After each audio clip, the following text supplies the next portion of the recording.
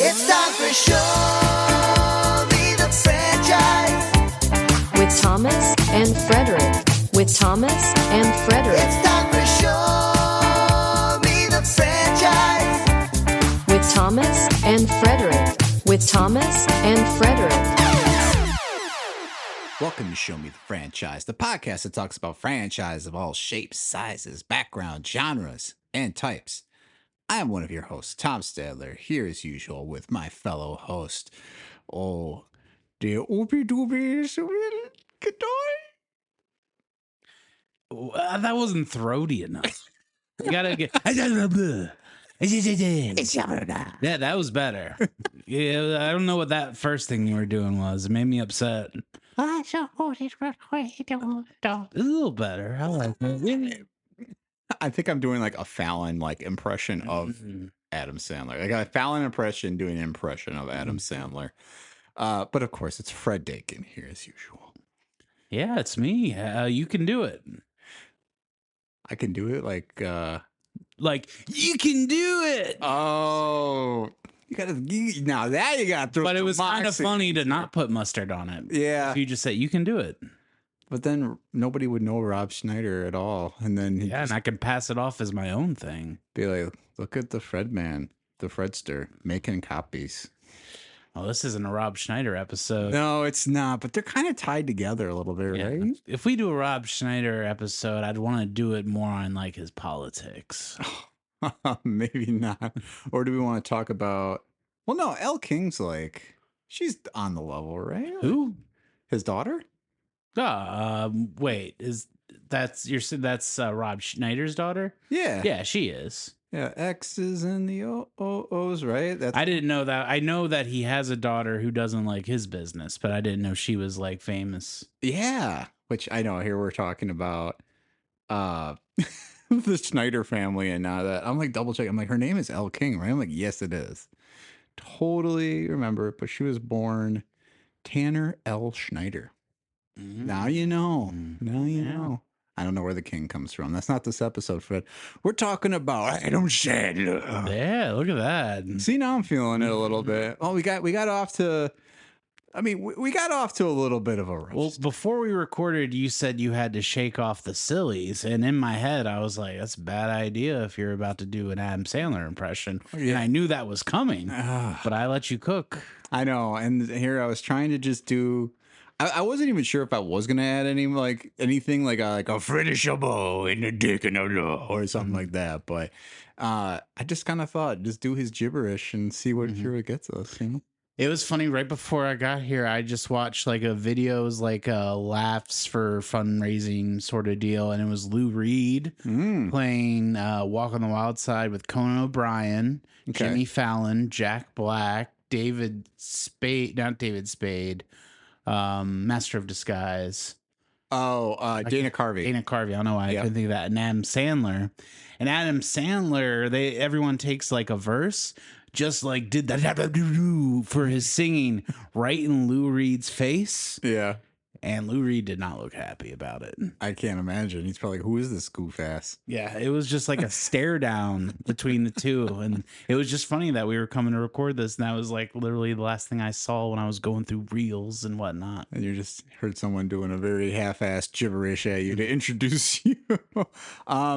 And I looked like Lou Reed probably while you did that. You looked unhappy. You were I think you were waiting to see if I was going to say your name. And then I made the choice right there to be I'm not going to say it. I'm just going to leave it at that and be how is Fred going to respond?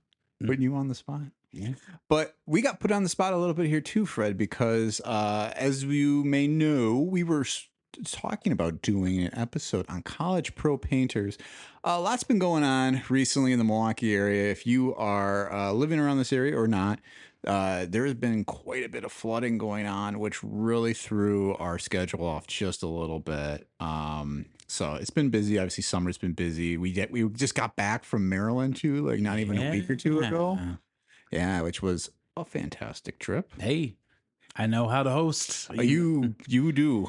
Well, it was a team effort. My mama and I know how to host. Yeah, listen, if you guys ever need hosting inspiration or people who know how to do it, the The Dakin family. That's what we do. That's what we do. Yeah, they Maryland and crab cakes. That's what Dakins do. Yeah. Mm. But so we will be doing College Pro Painters next week. So instead, Fred and I are here. No guest this week. We're just talking about Adam Sandler. See, now I can't say it. You're getting into it. Adam Sandler.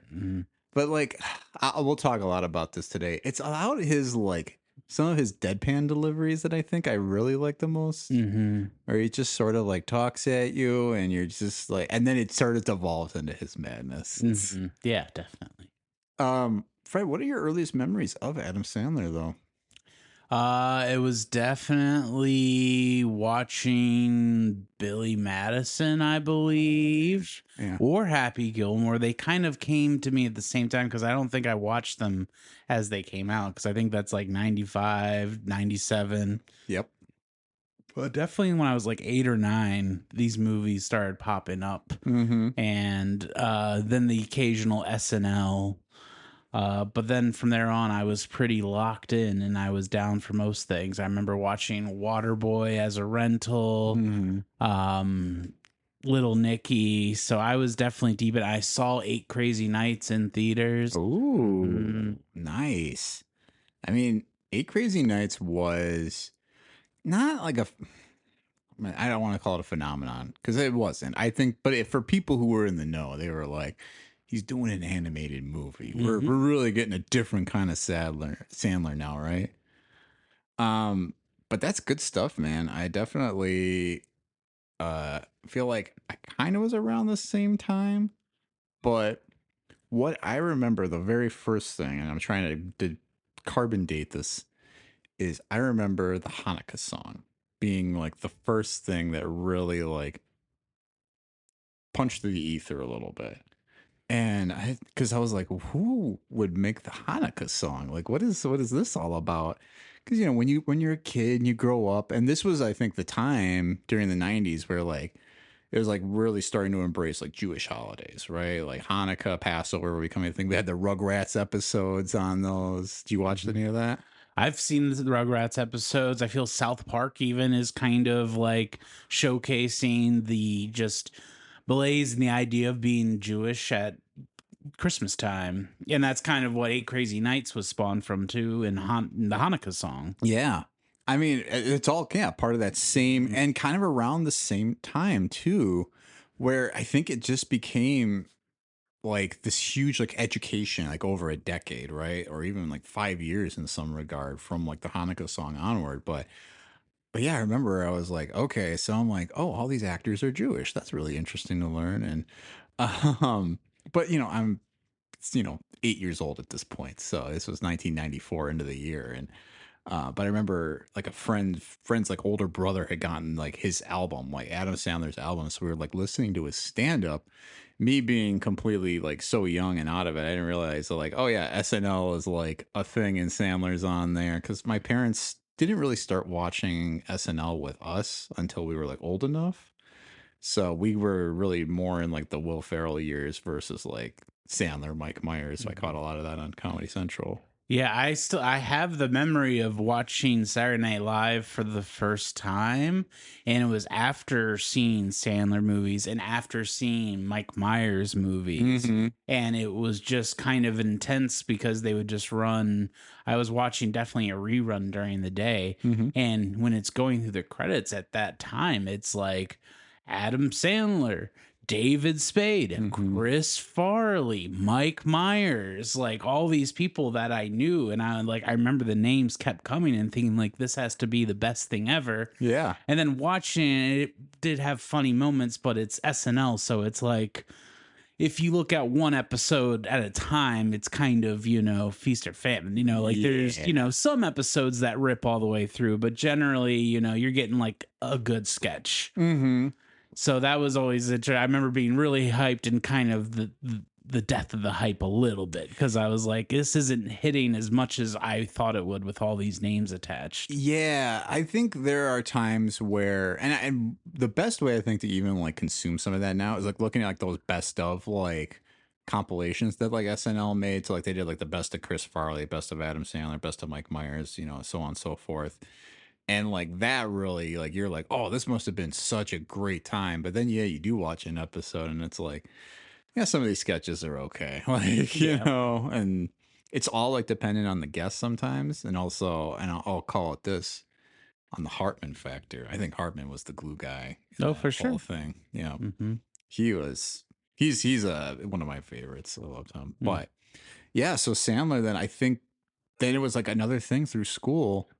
Like Billy Madison jokes were getting thrown out, like lines are getting thrown out, Happy Gilmore lines are getting thrown about. And I'm like, what are these movies? Finally, like, okay, I'm going to go rent these from Blockbuster and watch them, and just cracking up the first time I watched it. I still remember just being in stitches watching Happy Gilmore for the first time. But yeah, it's, you get like that fever right away with him, and you're like, this guy's insane. Like, why is he like this? Mhm. And then I remember my dad took my sister and I to see The Wedding Singer because he loved the soundtrack and the trailers. He was like, "This looks like so much fun." And we'll talk about The Wedding Singer here a little bit later, but I definitely remember that one being the one that was like my first like experience with Sandler for like the first time. You know, like not something I was hearing about secondhand, and I was like, I think this dude's got some stuff. So it's definitely an interesting career for him though, right? Because I think his kind of became a punchline after a while. Yes, but also like he kind of, it's like him and Kevin Smith have like that similar thing where I think people love them even though maybe the output is like not what we want, but it never really reflects poorly on the person. Wait, Kevin Smith, who's that? Kevin Smith? Oh, right. Kevin Smith. I'm like thinking Kevin James. I was like, wait a minute. Okay. Kevin Smith, right. Mallrats, Dogma, Clarks. I'm recalibrated. Yeah, two people who kind of like had control of the 90s and still put things out, but and we still like them, but I feel like the output isn't stuff we're into as much. But Adam Sandler has something all on top of Kevin Smith, which is he'll also lend himself to other auteurs, Yeah. which makes him a little more compelling in that sense. Mm-hmm. And I think he's more widely appealing, Adam Sandler, than Kevin Smith. Oh, for sure. Because Smith like has his followers, the people who will come out for anything no matter what. But I feel like Sandler, while he does have that, there are people who are like, I haven't caught up with Sandler in a while. What's he doing? I mean, probably a lot of people watched Happy Gilmore too to at least see what it was about. Right. I have not. I'm very curious to hear what your thoughts were, but Yeah. I still think it's worth a watch, but it's not good. yeah. Like it's a trip down a memory lane, and it's, you know, that's about it. But Yeah. I think sometimes that's nice. Yeah. Mm-hmm. I mean, and sometimes that's all you need. I mean, we can get into the whole reboot sequel of it all at some point, but it's I don't know. It's definitely something that I don't even know how you put it. He is like a very specific brand of flavor, like right now. Like you're either gonna really jive with it and you're really gonna just love it. It's like it's Sandler, or you're just gonna be like, I remember the good day. Like The Simpsons is almost the way I think about him too. Like once The Simpsons were like top of the world, and now it's like, well, some people still fuck with them, but I hear Simpsons back though. is that right? That's what I've been hearing. New Simpsons good again. I feel like that's the same line every like 5-10 years. People are like, it's back. Oh, really? I've never heard people say Simpsons is back. I've always just heard like 90s Simpsons or like, you know, seasons 1 through 8. Yeah. I mean, I had a professor in college. Here's how this has persevered for the amount of time it's gone. I had a professor in college in a TV class tell me like, or we were all like arguing with him because we're like, The Simpsons not good anymore. He's like, but it's still one of the top rated shows on TV. And he's like, and it still gets critically well received. This is 2010. Like, so we're talking 15 years ago. We're already having this conversation on Simpsons is not good anymore. And he's like, but people really like it. He's like, some people think it's as good as it's ever been. I will say because, you know, like sometimes with streaming, you can kind of just do like a TV experience where it'll just play stuff. Yeah. Like I did catch like, and it was like season 22 and I couldn't tell you where that is. And I just caught an episode. I had a good time. And so I think I agree. Maybe Simpsons isn't what it was, but I still think they've got some output. They've Sure. got good writers now. Well, I mean, I think it's like if you look at it like anything, like It's Always Sunny, it's kind of found its second wave here, right? Like Yeah. some people will say it's as good as it's ever been, maybe better than it was, but I don't know. There's still some older episodes I have a lot of fondness for, even if they were being extra shitty and some of those. For sure. Um, but yeah, I guess for Sandler though, to kind of get back to him, he is such an interesting person because I think while his critical reviews have never been outstanding, and they really have never been outstanding, really, right? Like outside of a couple specific projects, it's always been like, but people, but he's one of the nicest guys you'll ever meet. Like he'll treat you with respect, like every other actor who ever has an interview. People are like, "Who's one of your like nicest people you ever met?" Like, "Oh, it's Sandler." Like treats you so well. Like I'm like that. He's an easy guy to cheer for. So like his wins are really high. For sure. Yeah. But he wasn't always just everybody a household name here, right? So Adam Sandler was born in Brooklyn, New York on September 9th, 1966, to Judy and Stanley Sandler, who were a nursery school teacher and an electrical engineer. He grew up in Manchester, New Hampshire, though, after his family moved there when he was 6 years old, which is where he went to high school at Manchester Central High School. I always thought he was a New York guy through and through, so that was surprising to learn. After his high school years had passed, he was an attendee of the New York University's Tisch School of the Arts, where he graduated with a bachelor's degree in 1988. So it was then in around 1987, it looks like, that he got one of his first gigs on The Cosby Show, which I don't know if I ever knew that. Do you ever? No, I didn't know that. He played Theo Huxtable's friend on the show, named Smitty. And then I guess he was also on a MTV game show called Remote Control. Do you? No, I didn't remember. I didn't grow up with TV. Yeah, that's true. I guess for me, that's even a little bit too of a deep cut. I was born in '87, so this is all kind of before me. His film debut though was in 1989 with the movie Going Overboard. Did you ever see that? Yeah, I actually used to own that movie. It's bad. Who was in that? I don't remember, but he's the lead. He is? Yeah. Really? It's him like working on like a cruise line or something like that. Oh, I feel like now that I see the cover, Yeah. I'm like, I've not seen this movie, but I have seen. That's like you're going to a Blockbuster and you're looking for a rental and you see that and you're like, huh. And, like it's never been talked about, so you don't get it. Yeah. Like that and Bulletproof were two movies, like the one with him and the Waynes. That's, oh my gosh. That's like another one you'd see and you're like, huh. I feel like I've actually seen pieces of that though on TV. Definitely have seen that on TV. Mm-hmm. But, so that was his film debut, but all the while, I mean, so he's working right away here out of school, right? But he also started performing comedy clubs, first starting to do stand-up at age 17, and had been regularly doing like sets like all through the years, and started doing it again after his movie debut. He really kind of started to hit that scene a little harder. Have you watched a lot of his stand-up?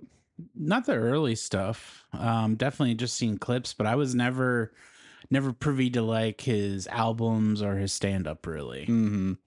I haven't listened to any of that stuff in a long time or watched him in a long time do stand up, but I remember it being very much kind of like his characters where he would just sort of like do the big voices and the silliness and a lot of like I was talking to this guy, like I had a friend's brother who was talking like this all the time. It's like that type of shit. So in 1989, though, he was discovered by Dennis Miller, from SNL. You gotta say babe. Oh, babe. There you go. From SNL, babe. And he recommended him to Lorne Michaels, who decided to hire Sandler as a writer on SNL in 1990, where he became a featured player the following year in 1991. And Sandler was...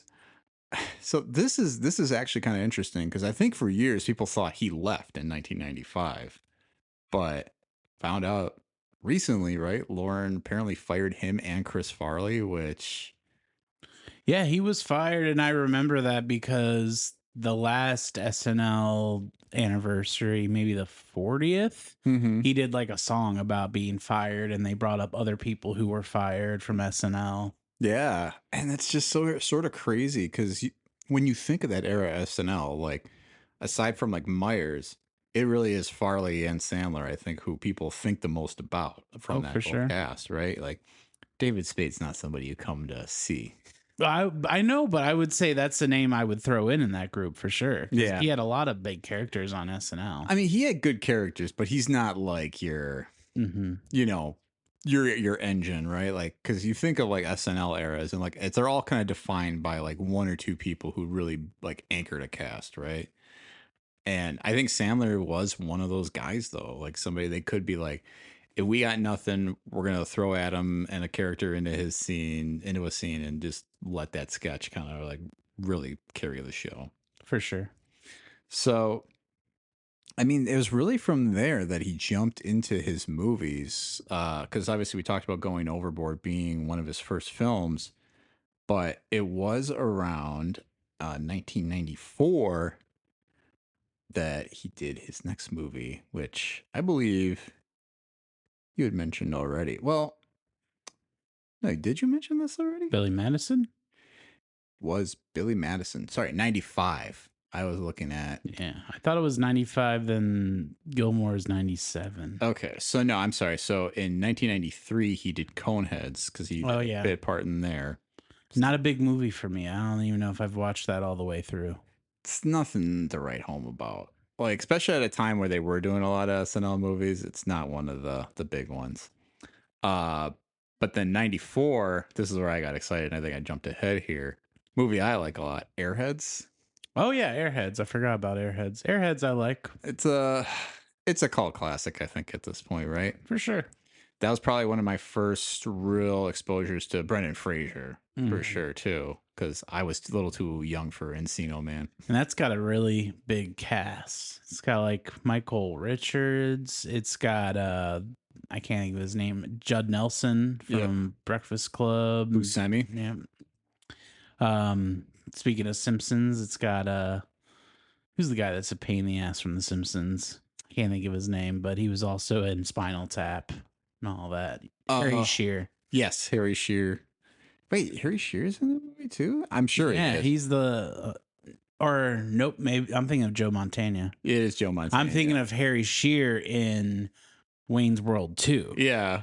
Playing the radio person who is costumed very similar to Joe Montana. Yeah. Yeah, Airheads. looking at the cast here, Farley apparently had a role, which I don't remember Farley in that movie. Farley is like, I know he's like maybe a fan on the outside when they're like setting up the concert. Uh-huh. And he's like doing a lot of yelling, of course. Michael McKean is apparently in there. I remember Ernie Hudson because he's like a cop in there, I think. That's what I'm saying. Now we're talking like it's like a kind of deep cast of people. It's a movie that I feel like should have worked. I mean, I think it works for what it is, but it's not a. It's just not very funny. Yeah, I feel okay giving this some airtime now because it's not going to make our ultimate meat of this episode, which is rather than talk about every movie one by one, we're going to do a ranking of Adam Sandler's top 5 movies, or our each top 5. Yeah, approach this. So, but yeah, because Airheads wasn't making my top. It's a movie like I would like, and if people like if I was hanging out with someone to watch it, I would be down. But it doesn't have a lot of good jokes in it. It's just kind of like a fun ride. Yeah, it's like any sort of hostage situation where the stakes are kind of middling is always kind of fun. I think where there's a lot of like the hostage takers and the hostages are having like they almost come on the same side, which I think is like a trope in movies. Sort of like, do you ever see Biodome? Yep. Very similar vibe. Yeah. Yeah. Other than the fact that it's Pauly Shore, Steve Baldwin, the father-in-law of Justin Bieber now, I believe. Yeah. Apparently he has a podcast now. I'm sure he makes a lot of great opinions. The Baldwin brothers, notoriously great. For sure. And both podcast. Well, I know there's more of them, but they're both podcasters. Is Adam? Yeah. Alec Baldwin had a pretty interesting podcast pre Rust, I'll say, called like "Here's the Thing," and he would just talk to like different actors, and he would just get good people. That was why it was an interesting podcast. Sure, sort of like a Marin type podcast. Yes. but not as interesting as Marin. Yeah. Rest in peace to Mark Maron's podcast. We can make our way up, Fred. There's a major gap opening in the podcast. Oh, for sure. But yeah, so it was around 1995 then that Billy Madison came out, and I think that's the breakthrough for Sandler, right? Like That was the big one. everybody, even if that movie wasn't critically well received, I think people loved it, like, and people quoted it constantly because I remember being in school and hearing all the jokes over and over again from classmates. The like, shampoo is better, that type shit. Right. So maybe that's where we can kind of jump in here to our rankings and start going through the movie catalog. I mean, certainly if you want to put Going Overboard or Coneheads into your tops, we can do that. But I think what I did want to note is he did not come back to host SNL until 2019, which is kind of crazy considering how big of a star he was up until that time. He had to have done like a one-off though. I feel like a pop in, like, you know, and like they're doing like a monologue in the beginning. Well, I think he even called it out. He did the 40th, right? Like he was there. So I think he probably jumped in as like a guest or whatever. But I know it was a big deal when he came back because they were like, he had never hosted the show after he left. And that was an even bigger deal when Eddie Murphy came back because he was completely unassociated with the show, like until that point. You know who I'd want on SNL? Who I don't think would do it? What's that? I want Leo on SNL. I think he'd be good. Has he never done? He did. So Jonah Hill during Wolf of Wall Street did he hosted, and Leo showed up for the beginning in the monologue, man. and it was really funny because it was Jonah Hill talking about how like he's the lead of this movie, he's a big deal, he's working with Marty Scorsese, and Leo just kind of like comes up behind him and like big dogs him. Yeah. And it's so good because it's like, you know, he's a good actor and he's in on the bit and he can be funny. Mm-hmm. But I don't know if he'd let himself be that silly. But I'd love to see it. It is hard to imagine, but then I think of somebody like Adam Driver, who before you see him on SNL, you're like, this guy doesn't look like he can do comedy. And actually, like, I think when Driver's hosted, he's been really, really funny. Like, there's a couple sketches with him that I still think about. I mean, the Kylo Ren thing was like a huge thing when he did like the undercover boss, but I don't know. There's this one. I think I've sent like this sketch over and over again with Kyle Mooney where they're like filming like a commercial and he's like some like over the top producer, like telling him he's like, I don't know. It's really good. So Leo would be good, but Sandler, I remember watching that episode too. And I was like, this is pretty crazy to see Adam Sandler like back doing regular sketches after years and years. That was like when they had Eddie Murphy back. That was pretty big. Yeah. Murphy back. Anytime they've had Jim Carrey on, just like, man, that's got to been like the biggest what if, because I think he tried out for SNL and didn't get in. Yep, for sure. I think that was the case. It almost feels like there would have been enough real estate for all those guys, though. He would have been upstaging everybody. Right. Yeah. So let's talk about our rankings here. Because I was calling power rankings, but I guess that is kind of what they are. Kind of. We're kind of moved because we probably won't have a power rankings at the end, I wouldn't think. No, I don't think so. I think this is kind of what the meat of this episode is. This gives us a chance to talk about his biggest movies. So I think you do look at a lot of these, and I don't want to cover too much until we really get into it. Because I was like, oh, should we talk about some honorable mentions that probably aren't going to make a top 5 list? But I don't know what you got. I don't know where your sensibilities are. We could maybe do honorable mentions at the end. Yeah. I like that. So should we flip for this? Sure, flip something. I think I'm gonna not try and flip a drink again. I already said I'm like the klutz of the podcast. Everybody's got one. Not me. I got it all together. Yeah, Fred is the glue guy of this podcast. There's no doubt about that. All right, heads or tails? Heads.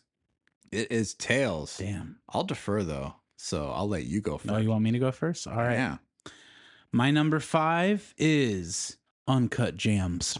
Ooh, I might have this one a little higher on All the right, list. so we're gonna save it then. I think so. I think we want to save it for our highest possible ranking. And you're ranking top 5, or are you ranking top 5 Adam Sandler performances? I'm just curious. What's the difference in your mind? The performance versus the movie itself. I kind of tried to balance both. Okay. Because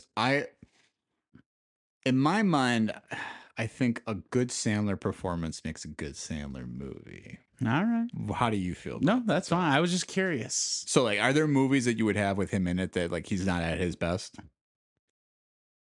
I would have to think about that. I was just thinking about, like, if I was going to do performances, like, I don't want to spoil anything, but I probably would have, because it would be hard not to put all the drama stuff in the front then if I'm going all performance. Yeah.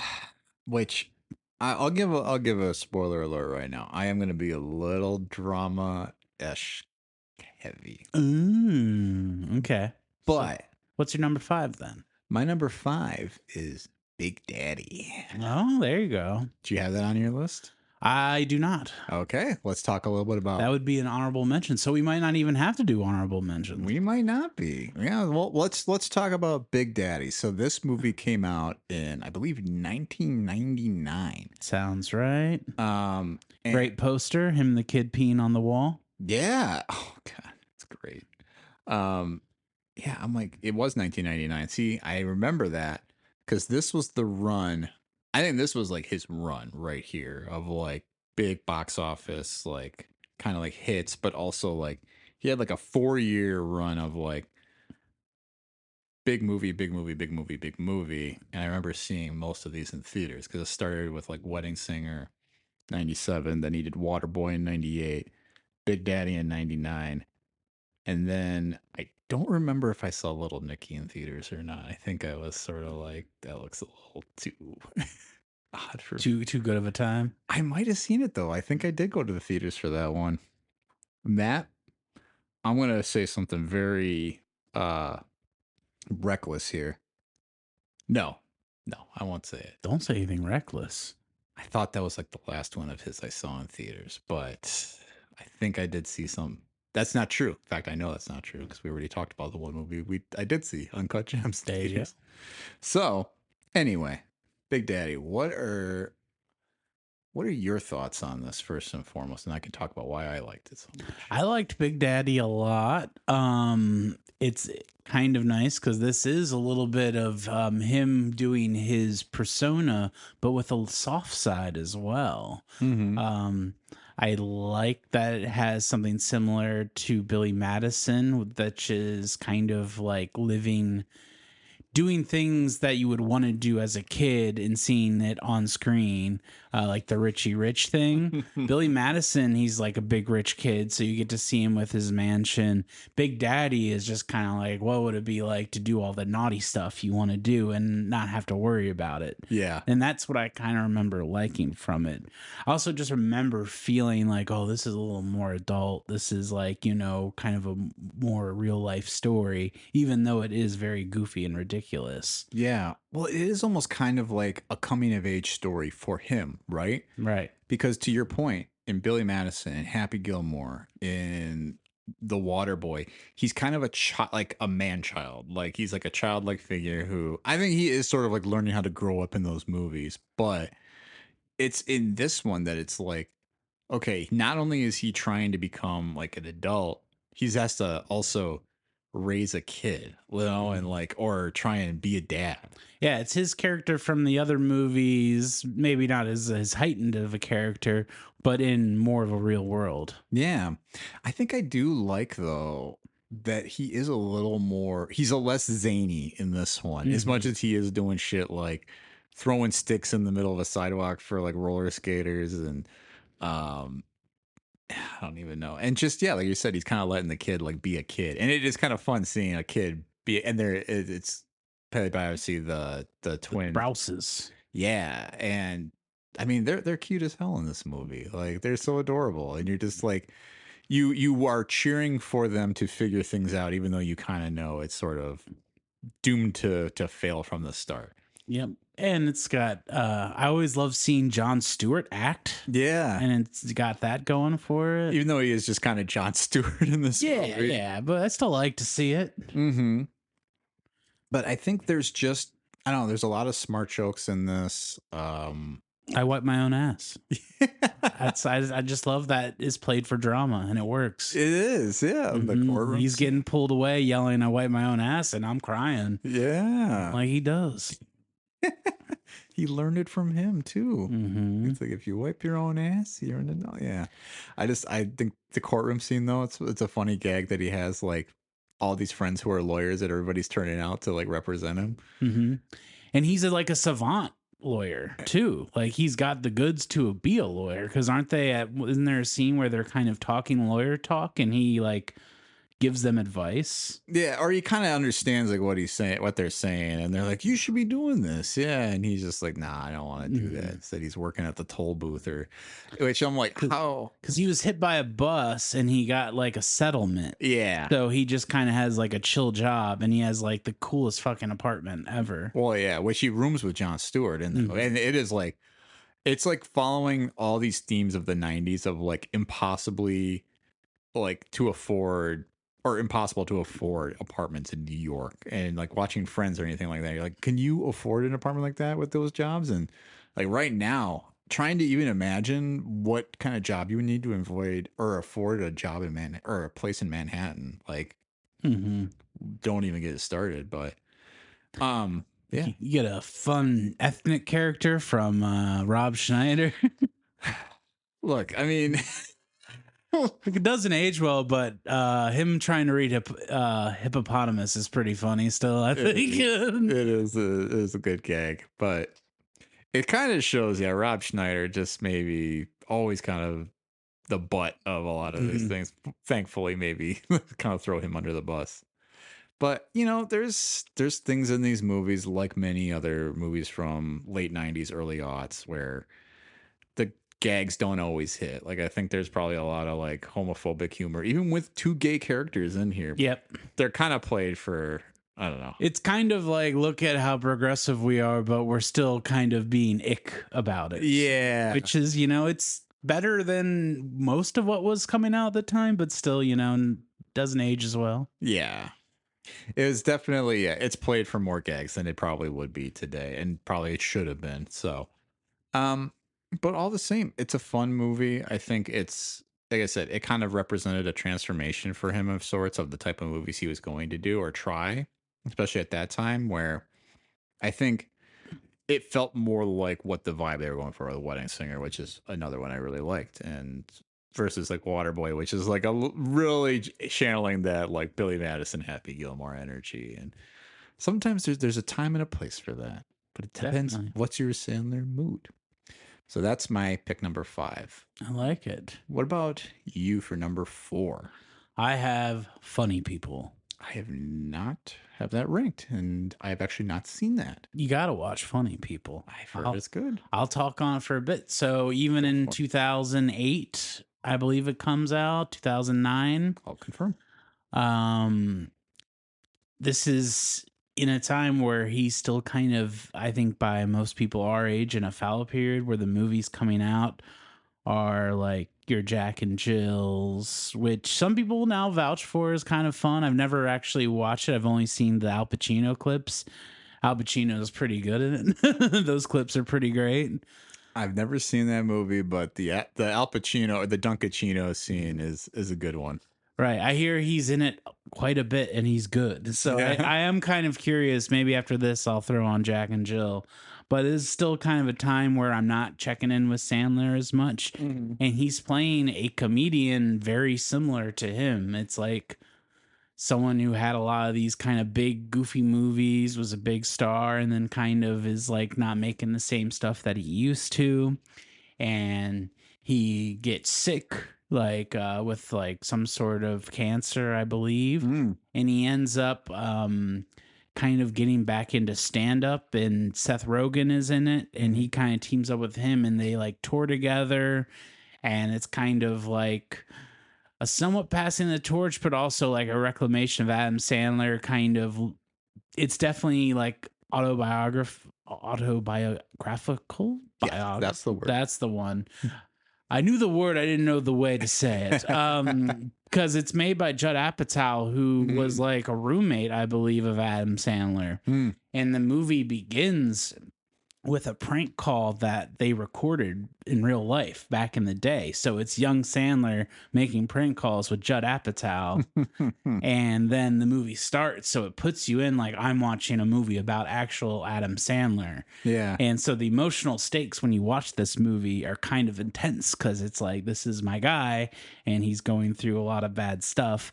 It does have the Apatow thing where I think it's like 2.5 hours long. Oh, man. But it's loaded with really good jokes and bits, and it's got a lot of heart. Yeah. I really recommend you check out Funny People because that might be like my top Apatow just in general. Wow, that's saying a lot. Because it's maybe not as funny as like 4-Year-Old Virgin or some of those other Knocked Up, but it's just kind of because it's like that plus Adam Sandler and some drama to it.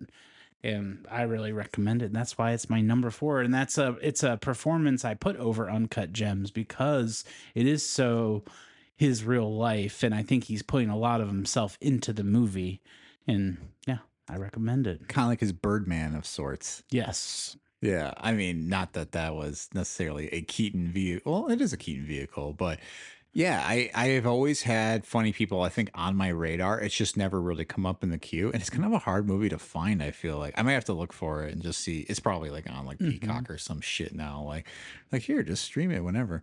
I think I always confused that movie too with Grown Ups. And I've always kind of heard middling things about Grown Ups. Yeah, the Grown Ups, yeah, that's kind of like the kind of stuff that I'm not about. Yeah. But I'm glad he has a good time with all his friends. Yeah, but I think the best Sandler in some regard, and I think you're starting to touch on this too, is almost when he's making a commentary or he's kind of playing against type a little bit or playing into his type, and he's making almost like a commentary on the types of movies, the types of characters that he plays, the types of comedy that people know him for, and how he almost kind of gets like typecast a little bit, right?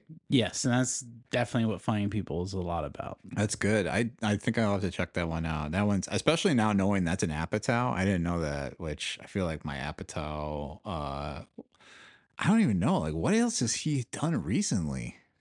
He does a lot of TV now. I feel his move is to like get behind a good comedian and get like he did Crashing, with Pete Holmes. Oh yeah, I watched a little of that. Yeah, he finds a person, kind of builds them up. I feel like The King of Staten Island was probably the last like real Apatow-y movie. Yeah, which was still 5 years ago now. Yeah, it's like only 5. That feels. I thought it would be much older, but not much.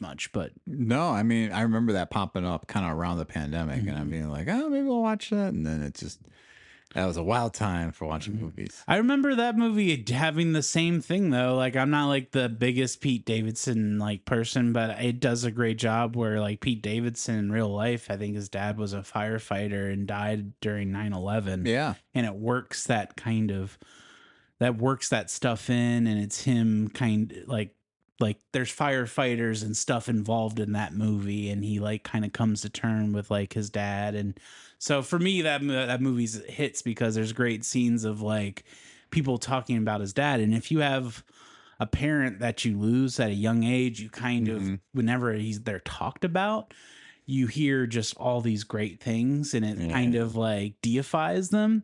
And there's this great scene where like some of the firefighter friends like tell him stories about like his dad being kind of a dick about like things, and it's kind of a great moment. So I do recommend those, but Funny People for sure should be like at the top of your watch. All right.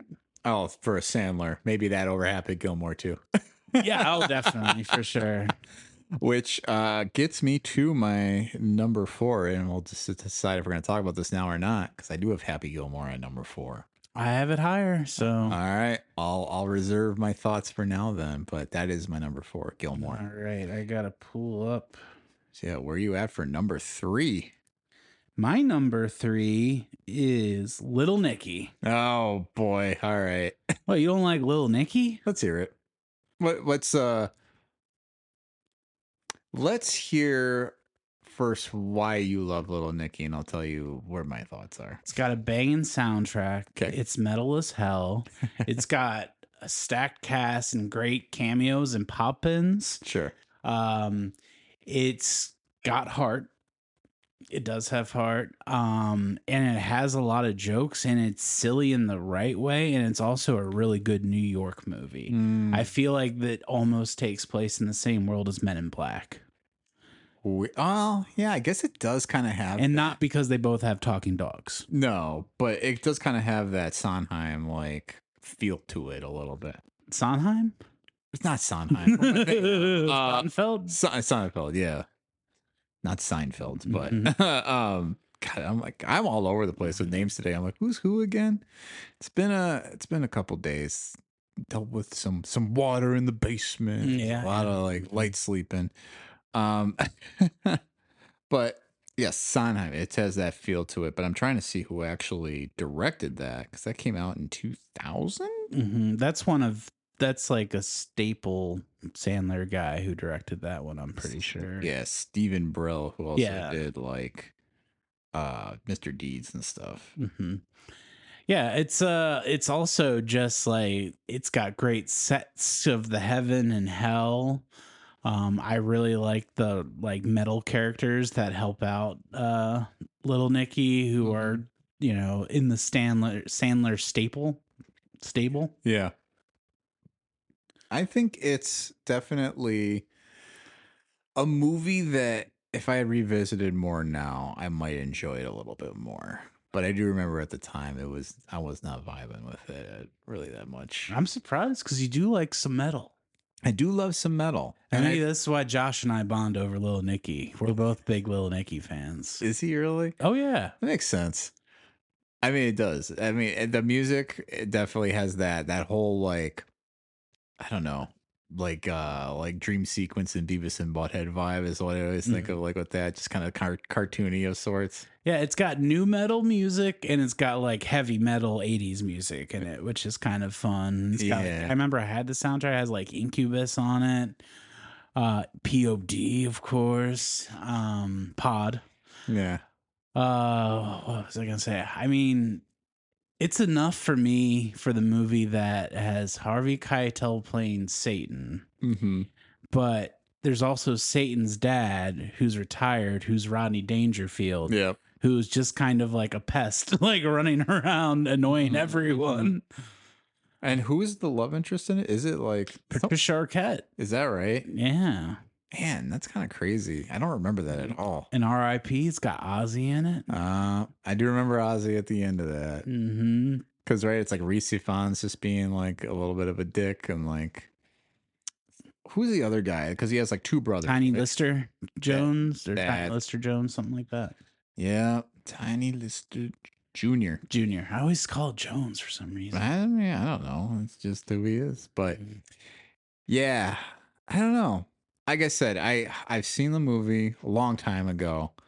I think the issue I had with it, even at the time, is that him in the movie is a little just. It's a little too much. He's like talking out of the side of his mouth the whole time. Yeah. I don't know. It's kind of weird. I like it that he's a sweetheart. I mean, he is, but he's always a sweetheart. There's just He's kind of, but he's usually angry a lot. And here he's like kind of like the nicest, sweetest guy. yeah, he's like not a child of Satan, really, at least in that regard. And I remember when I was younger, the other reason why I liked this movie a lot is it pushes that PG-13 rating. Oh, sure. Like it's so close to an R. Doesn't Kevin Nealon get like boobs on his head? Yes. And that's why I love like Rodney Dangerfield wants to bring him to his room. Oh God. So But then Kevin Nealon gets into having the boobs on his head and he starts accessorizing. He gets like the different brassieres and he's trying things out. Ridiculous. I mean, I'll allow. I mean, I'm not gonna say I'll allow it or allow it. I'm not gonna yuck your yum. It sounds like a movie that you have a lot of affection for. And then every day at 3:00, they have that appointment where they have to shove a pineapple up Hitler's ass, which is pretty great. I don't know. In this day and age, that's just me. I'm just putting this out there. I don't like Nazis. So I like the idea of the hot take, Fred, but it's a very hot take these days. one I can get behind, and they should have those appointments for probably more than just Hitler, right now. But, you know, well, that's another topic. But Little Nicky, I know, kind of right at the tail end of that run, because that was the follow up to Big Daddy, I think. I would think, yeah, that makes 2000? sense. Yeah, that makes sense. And that definitely ushered in a different era of Sandler, which, yeah, but I don't have a lot else to share about Little Nicky. It's fun. It's a fun movie. Yep. But I am gonna go for my number 3, and I'm curious if this shows up on your list. Maybe, maybe not. Punch Drunk Love. I do not have Punch Drunk Love on mine. Ooh, let's talk a little bit about Punch Drunk Love. I'll kick things off here a little bit because I'm curious. Have you seen it? I have seen it, but it's been a long time, and it's not one that I revisit for Okay. the PTAs. It's definitely at that time, I think it hit me like right as I was really starting to get into the movies, like, and started chasing down, because I think I had seen Magnolia, and this was a couple years after Punch Drunk Love came out. And I was sort of like out on Sandler for a little bit at that point. I think I saw Deeds, and I was like, I don't know. I mean, it's funny, but it's just, he's not the same Sandler. That's kind of how I felt after that movie. Mr. D's not making my top list, but Movie I have a lot of fondness for, but not on my list. yeah, that's kind of how I feel about it. Some good Turturro in there, but I definitely felt like Punch Drunk Love was a surprise, because I did visit it a couple years later, and I think I was happy I did see that when I was a little bit older, because it made me appreciate a little more of what the Adam Sandler movies meant to me at that time. So I think it's a great like linchpin to talk about here right now in the middle of like our rankings, because I think it made me reflect on kind of that idea that I didn't even realize about Big Daddy. I was like, oh, like he is doing like the first sort of like commentary about his characters, right? Like it's like, what if this character that he played was like in like a serious person in the world, right? And people are like, oh, this anger, this energy you're getting off, it's very frightening. Right. And I think you put that in Paul Thomas Anderson's hands to really like mold that, and it really kind of like sheds it in a whole different way. And you're like, whoa, okay, actually this isn't as cute or like as like funny anymore. You're like, this guy's got something going on. But then it forces him to kind of reckon with that. And I like that too. That like you're almost like, what is it saying about the person that you do get this out of Sandler? And it's not a funny movie. It's not at all. But I don't know. I think it's shot great. Like it's really in that early PTA moment. I think it's like this movie walks so there will be blood could run. Mm-hmm. We'll save that for the PTA episode, though. I got a lot of great things to say about that movie. Yeah, I probably will be revisiting Punch Drunk Love, because I think I saw it when it came out and I was 14 and I was expecting maybe more the Sandler vibe. So I don't think I was quite ready for it. But with One Battle After Another coming out, which I am very excited to go see, I probably will start from the beginning and kind of go through the PTAs again just to get ready. Little Lenny D in that one, too. Lenny D? Leonardo Oh, DiCaprio. no, I keep seeing the trailers and I'm getting very excited for that movie. It definitely looks like it's going to be worth going and watching. That's for sure. But yeah, Punch Drunk Love. I mean, I think it really caught me too, because I remember seeing Popeye at a young age, and they keep using the weird song that Shelley Long sings in that movie as like a motif throughout the Punch Drunk Love, and I'm just like, what a weird thing to pull, but it works. Like, and I don't know, it's just some really good performances. It's Sandler, I think, doing his first like, I'm gonna try and go against just being a comedy. I think he got a taste for some of the drama flair with some of his movies, and he's like, I really want an auteur to do something with me and set the stage for some later jumps that I think I really appreciated. Well, now I think, no, I'll save it because we actually have a section for it. I don't know what I'm thinking. I'm excited. I have a coulda, woulda, shoulda, and I didn't, but now I do. Oh, I'll save it. All right. Sounds good. I don't know. So that's all I gotta say about Punch Drunk Love. I won't overdo it. It's just a well-made movie. Gotcha. What you got for number 2? Number 2, I have Billy Madison. All right, not on my list. Not on your list. Okay. That is a tough cut Mm-hmm. because I love that movie growing up. I think this might be the funniest of the wackiest character movies. Of the movies where he's doing like a big wacky character, I think this probably has the most jokes, the most moments. It's the start of like, and I think at the time, most of these people weren't that famous, of faces kind of popping in and like having one scenes like Steve Buscemi, I think of, or, God, I can't. Norm Macdonald being in it. Yep, Farley. Farley for sure.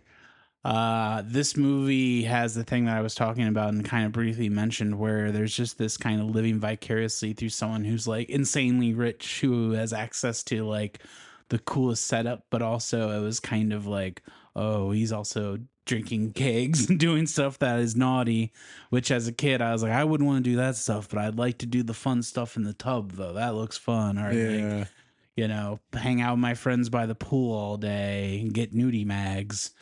I don't really have much to say other than I think this is the most jokes. It is the least put together of a movie of those early movies compared to some of the ones that we've mentioned. But it also has, it kind of allows itself to be wackier and give us moments like the musical number, Yeah. which is pretty great. It does kind of feel like a series of almost sketches in a way. Yes. And I do appreciate the hell out of that because I think when you do build a movie like that off a lot of like punchlines and things, and that kind of becomes his formula, I mean, I'll say it right on now. I think it's more successfully done with Happy Gilmore, but and I think that's ultimately why on my list when I picked Happy Gilmore over Billy Madison, that was why, because I think it uses that formula more successfully, even if it's a little bit tighter. But Billy Madison definitely has, I think, some of the bigger, like, I don't know, the bigger swings, I think, as you kind of saying. I think it's bigger swings, and I think it's got the most jokes of all these. I'm not saying it's necessarily the funniest. I think it's just got the most jokes. Also, introduction to Bradley Whitford, Yeah. as kind of like a snivelly little asshole, which I love to see. Yeah. Especially like going back and watching The West Wing, thinking that this was like around the same time is always funny to me. Mm-hmm. Even though they're very similar but different characters on that show and that movie. There's like 4 different flavors of Bradley Whitford I always think about, and they always stick in my head. Like the first is like he showed up very randomly in like Revenge of the Nerds 2, which is like that's how like all these like guys, like I feel like you get like in the stupid like 80s comedy like that, and you get like a little bit part as like a college guy or like some like douche. Sort of like Bradley why is his name escaping me? Fucking the Texas guy in Star is Born. Bradley Cooper? Bradley Cooper, yeah. Right? Like he's kind of like comes in as sort of like the jerk in Wedding Crashers. Right. That's sort of like, yeah, Whitford's like introduction, and then you get this in Billy Madison where he's just sort of like just a character actor. Then you get the West Wing where he's a little more dramatic, right? And then you get like Get Out where he's sort of like sinister, and I don't know. I really appreciate his performance more in this movie, I think, based on those other things. He can give you good Wasp, but like the best is when he's at a job and he's stressed out. Yeah. That's the best Whitford, whether it's Cabin in the Woods. Yes, I was just about to call that out. Yeah, like him just like in a white button up with the sleeves rolled up, sweating and like wiping his head. That's what you want out of Bradley Whitford. So close to the merman. She was even looking at the conch. That was one of the best in theater experiences I ever had. Me too. Richard Jenkins too with him. That was a pairing you didn't know you needed until they did it. For sure. But yeah, Billy Madison. It's a classic. It's an absolute classic of Sandler. Like I said, extremely difficult cut. But I also, like I said, it's just because I think there's a couple others, and I'm like, kind of it's that formula and then some. But I'll drop that deuce. number 2 for me is Happy Gilmore. So I think you had this at, or no, I'm sorry, you had Happy Gilmore higher. I didn't say Happy Gilmore. I said I had it higher. That's right. No, I'm sorry. So no, that's Happy Gilmore was my number 4. I'm trying to backtrack here. Happy Gilmore is my number 4. My number 2 is The Wedding Singer. Oh, okay. And I think for one major reason is that one, it was my first Adam Sandler film experience or in theater experience. Mm-hmm. Had a really good memory with my dad and my sister. I remember laughing a lot at that. And I remember it kind of started to play into more of this like mixing in more drama, I think more intentionally in a way, but still in a way that you still knew you were watching a comedy, but still like it was giving everyone a little bit more of a chance to like do more of a range of things that Happy Gilmore starts to touch on, where you sort of see like, okay, we can introduce some drama in here and you get some good things, but ultimately it still feels a little slapsticky. Whereas this is, I think, it was a drama that had a lot of comedy versus being a comedy with some drama in it. Does that make sense? Yep. And I haven't revisited it, but that was why at the time I was not a fan because it was too much of a rom-com for me. Yeah. Which I could see that argument, but I don't know. I think he has incredible chemistry with Drew Barrymore, which is why they repaired again, right, for 50 First Dates, which it will not be my number 1. So And Blended, I think. Oh, what is Blended? Is that Blended is like they go to Africa or something. that's it? That's the premise. I don't know. I just know there's a movie called Blended and Africa's in it, and I still don't know if that's. I know he and Drew did another one, but I'm like pretty sure that's the other one. Yeah, that sounds right. But I mean, I thought they really hit it off in this movie. It's like just a great pairing. Good music. Great music. Really fun stuff. Him singing, which is, you know, it's like, and that's a huge element too of this movie is like, certainly you have the musical number in Billy Madison, right? And you have like him kind of doing some stuff in these other movies, but here you're getting him like singing. He's got a good voice, you know? And so you're kind of getting his, like the musical side of him. He's pulling out from all the different tools in his tool belt. And I think this was the first time I was like, Sandler can act a little bit. You know, and you feel his heartbreak when he gets left at the altar a little bit, and they're playing "Don't Stop Believing" in the background. Billy Idol. Great little cameo from him.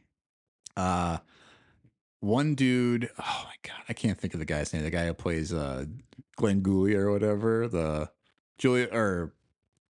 It's like Drew Barrymore's fiance in the movie. No, I don't remember. But he showed up in the movie or the show Better Things. Did you ever watch that with Pamela Adlon? I did not. She plays like his ex-husband in that, and he's still kind of doing that same thing. It reminded me how good he is in this movie because he plays kind of that similar thing, but almost with like more sincerity. And it's just like, man, he really plays a good scumbag. I don't know. You feel a little bad for people who are so good at that, but it's also like, if you can do it, you're gonna get paid. Oh yeah. Yeah. So I mean, yeah, Wedding Singer. It just hit a lot of the check boxes for me. I get you. So that's my number 2. What about you? Well, now we all know it's Happy Gilmore. All right. I have Happy Gilmore number 1 because it takes Billy Madison. It has a bunch of jokes and it gives it a plot and story. It's a sports movie, which even though I don't really care for sports in general, I love a sports movie. And it introduced, like you were talking about, it has heart and it's a love story in there. But really it's just like how much he cares for his grandmother is what makes the movie good.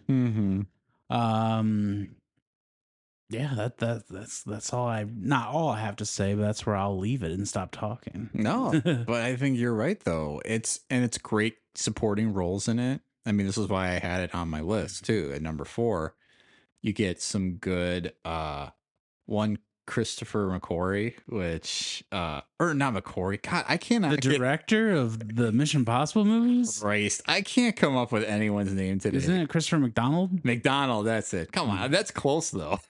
I guess. Shooter McGavin, great name. Yes. Great character. Probably the best Sandler villain. That's what I was going to say. As good as Woodford is in Billy Madison, I think McDonald is going because he's like stooping down to his level. And like to an extent that it's like he's going over the top and he gets that guy who's like that dude from SCTV. Right. You know what I mean? He gets Joe Flaherty. I think yeah. his name is. And he's like, I thought we were going to go to the Red Lobster. Sizzler, is that what it Or is? Sizzler. Also, great Ben Stiller. Stiller is a great cameo. Mm-hmm. But we're missing the big one, though, of Carl Weathers. Do like Carl Weathers chubs. I just always loved the line from Ben Stiller because like his whole thing is he has a nursing home and he pretends to be nice, but then he's got all the nursing home ladies like working for him. And the one little lady saying like, my fingers hurt. And he goes, your fingers hurt? Well, now your back's going to hurt because you just pulled landscaping duty. I don't know why that line makes me laugh so much. Because he's such an awful person. Mm-hmm. Which, like, and I think it's tough is like they cut out a lot of these scenes. And I think it was it in the movie where he throws him out the window? Yeah, I think so. Yeah. Okay. Because I thought that was like a scene that might have been cut from like the original run, which like that's in Billy Madison too. There's like a kickball game that got cut because it was just very like extended and like completely unnecessary, but very funny scene. My introduction to the Ramones. Oh yeah. Which which Ramon song is in this one again? It's in the Billy Madison during the dodgeball scene. Oh The beat on the brat. yeah. Oh right, dodgeball. I was thinking kickball. I'm sorry. There's a kickball. Yeah, that's sequence, what I too. mean. Oh yeah, dodgeball was what I mean. Yeah. Yes. So dodgeball is in Billy Madison. Kickball was a cutscene from Billy Madison. That's like a special features extra on like the DVDs. But yeah, Happy Gilmore. I thought there was like an extra scene with Ben Stiller too that didn't make the final cut. It's possible. Which it does make a lot of sense. But I thought it was him like finally getting his comeuppance or something like that, and I couldn't remember like. But I do know there is a scene where he gets thrown out of a window, and it's pretty great. Julie Bowen from Modern Family, introduction looks pretty much exactly the same as she does today. Seriously, she did not age. I really like the scene where they're at the ice rink. Their date is really nice. Don't friends listen to Endless Love in the Dark? They're just so good. I think my scene that had me in stitches though as a kid was when he goes and plays mini golf with Carl Weathers and he can't get it in the clown's mouth and he just goes and knocks the clown's nose off. Which that was the first time I think I really understood the anger piece of it. But I was like, man, so many times you feel like that playing mini golf and he's acting it out again, kind of acting out the fantasy that you wish. I do feel like when I revisit it though, I'm really in on the Shooter McGavin scenes. Oh yeah. I think he's such a good asshole and like just so funny and looks so doofusy when he's like getting into it too much. Well, what I love is when he plays off of Richard Kiel, I think it is, who plays like his old Oz. Yeah. He's like just razzing him from the stands, kind of giving him the reverse Joe Flaherty for like him. And he's like, you have to. He's like, your ball struck my foot. Just his delivery. It's so good. But I remember a piece of like trivia is like he was like in like a lot of pain, like because he was just so big. Yeah.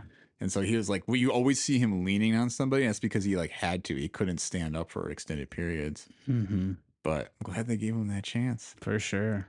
So that was your number one? That was my number one. Happy That's like Gilmore. the quintessential Adam Sandler movie for me because it has the balance of the humor and the heart. Yeah, it does all that very well. I will not judge it at all. It's a great pick. Which gets us to my number one, which we already teed off with the very first thing we mentioned, Uncut Gems. This is how I win. I disagree.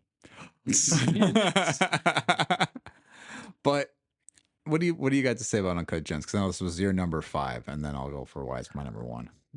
This was a movie that I kept hearing about. I remember the first still came out of him, and I was like, this is going to be great, especially after seeing the other Safdie brothers movie with Robert Pattinson. Good Time? Good Time. I was like, oh man, if these guys are making it, and I hear it's about like a jeweler in New York and like betting, I kind of knew or had hopes of what I was expecting to see. And then when I saw it, it was exactly what I wanted, which is this like tense, high pace. To me, it didn't like it doesn't affect me how some people like say it affects them, where they're like, oh, it made me too anxious. I'm like, it didn't make me too anxious because that's not a world I like live in. Like, you know, like I don't bet on sports, I don't do jewelry stuff. Him and his like uncle or cousin or whatever it is, Richard Bogosian, I think, is playing him. I love that relationship. I love the way those guys shoot movies. I'm kind of bummed they don't make movies together anymore. I'm interested in seeing The Smashing Machine to see like how a Benny Safdie movie feels on its own. Yeah. Like whether it's got that same flavor. That's a trailer I'm sick of seeing, I will say. Smashing Machine, is that the one with Rock? Yes. Okay. I'm excited for that movie, but I've seen that trailer so many times. Yeah. Okay. I totally get it.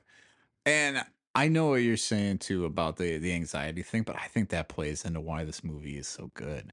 And I think this is why, I mean, this was like the crowning like moment for me of like the Safdies. So I was like, okay, now I will see whatever these guys got cooking or whatever each of them individually is up to. Right. I love the way they make a movie. You know, somebody who is into sports or whatever, seeing Kevin Garnett coming in there and actually like doing a decent job acting and like going through this whole rigmarole, and then you're like watching him trying to hit the bet and like get the parlay, and I am like, oh my god, like, and you're like, is they actually gonna pull this off? And you kind of realize it's gonna be all for like naught, basically. And, Yeah. oh man, it's just the most like every moment you're kind of like hanging on the edge of your seat, like how is he going to weasel out of this? How is he going to find his way back? And I think that's the power of Sandler, like really channeling like everything that he's never quite gotten to display. And it's such a role, like as much as I like Punch Drunk Love, I think this is like the culmination of him. Like I want to chase roles like that and give me a character to play at the same time that can do something different. Yeah, I was sad he didn't get the nom. I didn't think he should win, but I think he should have gotten the nom. It's man, we'll talk about that on the Oscar nominations episode. I got so many issues with some of the nominations recently and just some snubs that I'm like, what are we doing here?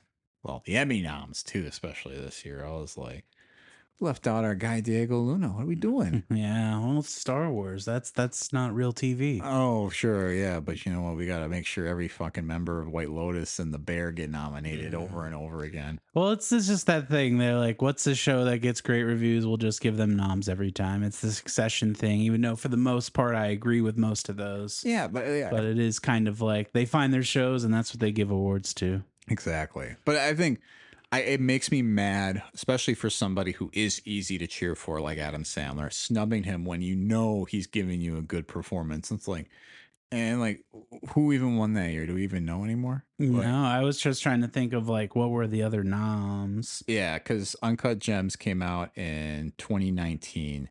So 2019 Oscar nominations is what we're after. I would bet you we got some. Maybe that Bradley Cooper in Star is Born. That's a very. What did I tell you? That's exactly it.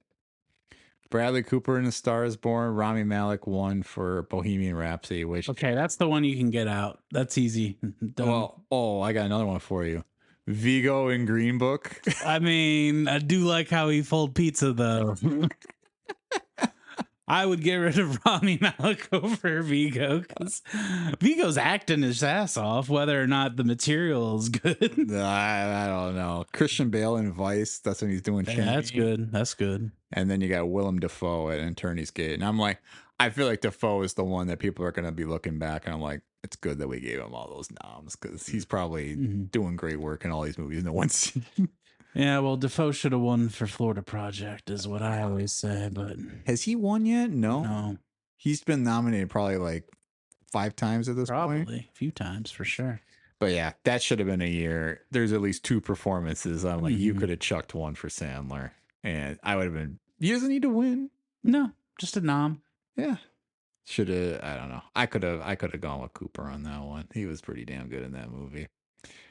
So that gets us through the rankings here, Fred. But we're doing things out of order here. Well, one, I guess first, were there any honorable mentions you wanted to bring up that didn't get covered? Really, the only one was like Big Daddy was like the big one. That was the one that was kind of scratching the top for me. I'm trying to think if there was any others that were up there for me, but that was probably the one. Yeah. I am trying to think if there is anything like we mentioned Mr. Deeds. That is a fun time. I enjoy Mr. Deeds, but it has similar to Airheads where it's not extremely funny, but it's like it's a good like winter watch like around the holidays. For sure. I know some people are like, how did we not talk about Hotel Transylvania? Blah blah blah.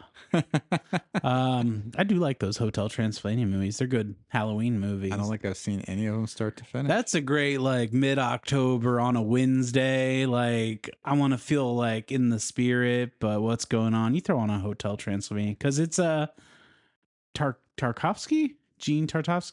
I can never pronounce his name, but the Samurai Jack guy does he's like the director. So that's pretty cool. it's like good animation is the thing. Like, Yeah. even though it has like oh, this feels like a DreamWorks whatever. It's actually like a pretty fun animated movie. At least like the first one I remember liking. Yeah. No, I mean, I think that's probably one day. Like if I have kids one day, I'll probably watch a little Hotel T.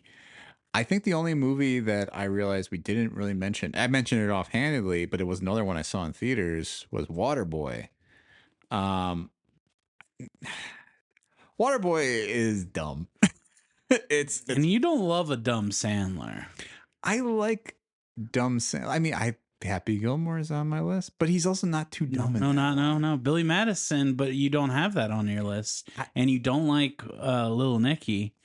And you don't like Hubie Halloween. Hubie Halloween was tough. That was a return to form, my man. Usually, I will watch through a Sandler movie if I don't love it, but Hubie Halloween, I'd turn off. You're the only one, my man. Yeah, right.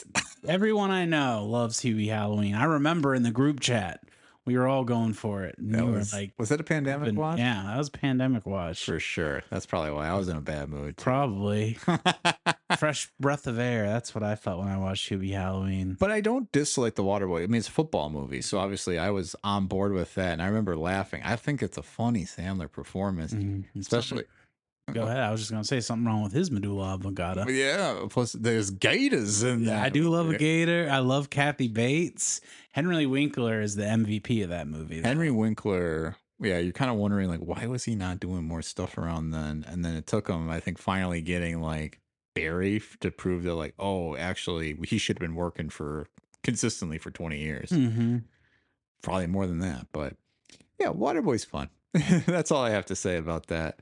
Let's talk about any coulda, woulda, shoulda. Show me the franchise here, Fred. What was anything you had with Sandler? I have one big coulda and shoulda. Okay. Which is Adam Sandler was cast and was supposed to be in a movie I would put in my top 5 movies of all time.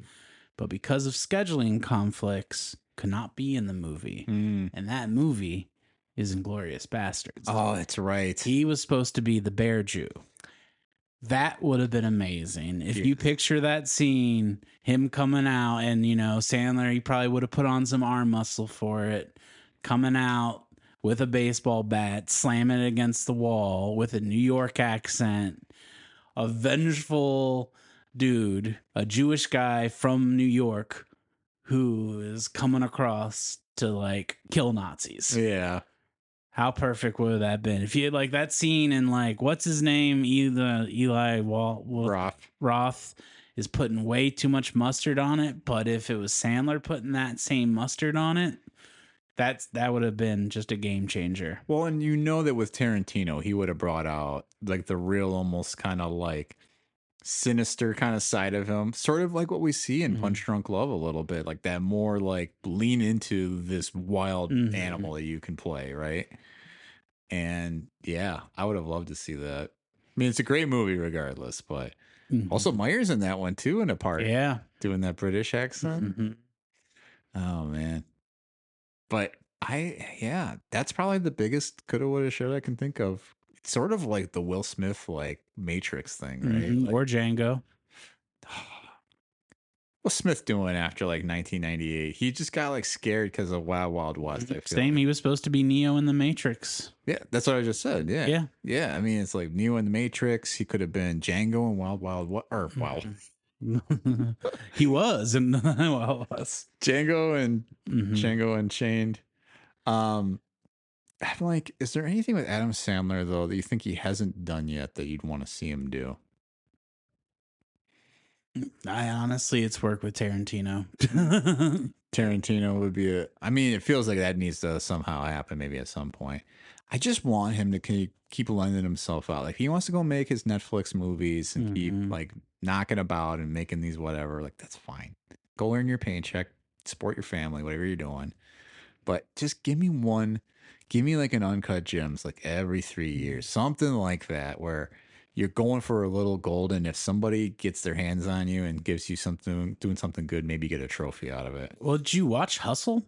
No, I did not either. But I hear he's really good in that. I did too. I actually heard that movie surprisingly better than you expect. Mm-hmm. The other one that I was trying to think about where he was kind of doing that was Spanglish, but I don't remember really loving that movie. Or Meyerowitz stories, but he's reteaming with Bombeck again. Oh, is that right? The new movie with him and George Clooney. Mm. So that's the other guy he'll do like the drama for is Go the for Bombeck. Yeah. Yes, he does need to find it. You know what would else be interesting too? Because I would love for him to do like one blowout movie where he just can get a bunch of guys or a bunch of people, do a Marty, and get like some Scorsese, just him like rolling up with De Niro again. Or no, he's never with De Niro. Pacino. Jack Nicholson, Anger Management. Yeah. Kind of tried to do the like the funny people thing of sorts, but not as successful. I wanted to I wish Anger Management was a little better just because I like Jack Nicholson's my favorite actor, hands down. Yeah. And them together is great. When you watch the movie, like the scenes with them together are really good, but the movie's just not quite there. It's them singing that West Side Story. I Feel Pretty, yeah. Yeah. So that's pretty good. So we did the power rankings. We did our show me the franchise. This is weird because I'd be like, hey, we're now on our power rankings, but I think that's our episode now. That's all I got. Anything else you want to say about Adam Sandler though? No, I think that was about it. I'm excited. Maybe we'll get some more, fun performances, interesting things. But I'm always interested to see what he's doing. Yeah, I think I'll check out some of the stuff. Funny People feels like one I'll reach for. If I'm like home alone, I got nothing else to reach for, I might go for Happy Gilmore too. But I'm not in a rush. It sounds kind of cash grabby to me a little bit. But I don't know, or maybe nostalgia bait is maybe more of the thing. Yeah, that'd probably be better. Yeah, not a cash grab. He doesn't do cash grabs. He just does. He does projects that he likes. But yeah, I like Sandler a lot. I think he's, like I said, I've said it over and over again, great guy to pull for, and I hope good things for him in the future. I just want more Sandler. So that's the end of our episode here, Fred. But before we go, anything you would like to plug? I'm just gonna plug first of all, Father Figure Show 8/29. Yeah, tickets are going fast, so grab them before they're all bought up. That's right. And also, we once did a episode on The Sopranos, and coming up on 8/22, which I believe is a Friday, I will be performing in a show called Milwaukee Mafia. Oh. It's a mafia-themed improv show, and Chris Good, who was our guest on the Sopranos episode, will also be in that show. Nice. So if you like the Sopranos, you like that episode, you like comedy, come out for that show. That'll be a week before our show. All right. So that's 8/22. So I think that's next Friday. If you're listening live with the broadcast, but otherwise, yeah, it's August 22nd. Check out the interchangetheater.com for details. And Father Figures, definitely. I'll be making my return to the stage with Fred, with some past guests and future guests, Scott Vollmer, Joe Francisco, Tony Berg. We're looking to have a great time. Come find us on August 29th, 7:30 p.m. at the Interchange Theater, interchangetheater.com for details. Otherwise, check out either you can check the Show Me the Franchise social media, which we are on Facebook, Blue Sky, Instagram, Threads. You can also check out the Father Figures, Facebook and Instagram. We are on both of those channels as well for more details. We're excited to bring you more content, more happy times, all of us together. If you enjoyed this episode, please remember to rate and review it. If you have not joined our Patreon, you can join today for just $1 per month for some exclusive content. We'll have one bonus episode per month. This month, Fred, we are taking a journey back to talk about Ari Aster. We're talking about Eddington. This is the Western. It is a modern Western, and boy, will we have some things to say about that. Stay tuned for that episode. And special thanks to Nick Spitza and Mike Schwantz for our opening and closing theme songs. Just finished another season of Taskmaster. That was all generated from the Taskmaster episode with Jason Mantzoukas. That was super exciting. Yeah, we might have to do another Taskmaster check-in, maybe via the Patreon or something. Yeah. Starting to think. I'm like catching some stuff. And stay tuned for next time, where we'll be talking on our main feed about college pro painters. Fingers crossed. We'll see you then. Got no cares, 'cause all I wanna do is charge my phone, drive, listening to you. And what they taught you about will